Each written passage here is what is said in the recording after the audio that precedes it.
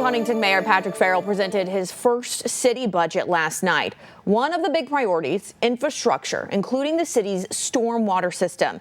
As Anna Sonder explains, this is a concern of many people, for many people, I should say, in the city, especially after last week's floods. Well, it's a long-standing problem that Mayor Farrell says will take long-term solutions, but he did include in this budget some things that can help mitigate right now. For the first time, as the Huntington Mayor, Patrick Farrell presented a $78 million budget to City Council on Monday night. Those core priorities obviously are public safety, investing in the infrastructure, and growing the economy.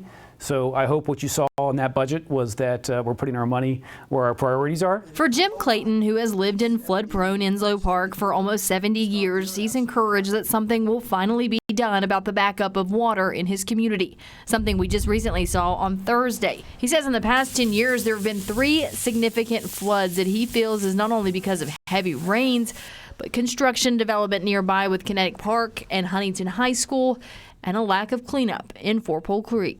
Because you're basically right here, you're looking at ground zero. This is where it happens.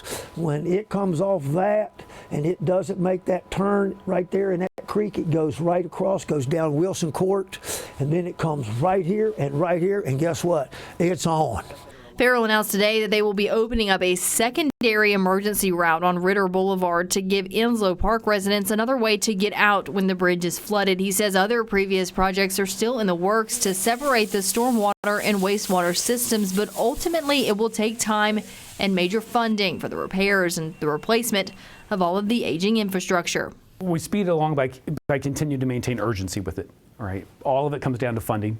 Right, so we're working with the federal delegation about the funding that might come through the Corps to help us do some more studies. We're already actively working with our public works folks to remediate some of the problems along Four Pole Creek, removing blockages, making sure the water can flow freely, and making sure that our flood wall system is operational. Clayton hopeful the work he's seen so far from the city is a reflection of what he will continue to see in the days ahead. Things are moving in the right direction. So, like I said, it's not going to get fixed overnight, but there's long-term things that can happen. There's mid-range things that can happen, and there are things that can happen like right today. And fortunately, that's happening. In Huntington, Anna Saunders, Eyewitness News.